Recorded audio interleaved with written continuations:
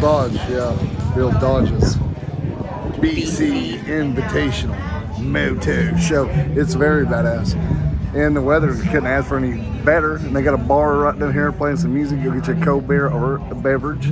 Walk around, look at these cool ass bikes. I'm telling you, folks, it's definitely something you want to come check out. They are some really cool ass bikes. Which one, just off the top of your head, is your favorite bike? Those shovel over there. They're real lean green. The tank's really cool. How they have that inverted in there and coming out as a kind of a triangle, and it plays with your mind a little bit, tripping a little bit.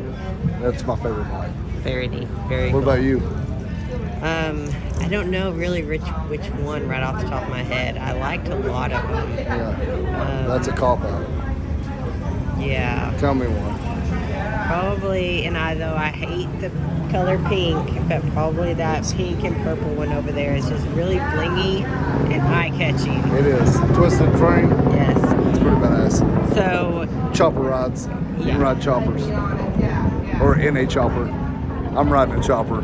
But you can ride in a chopper in the air.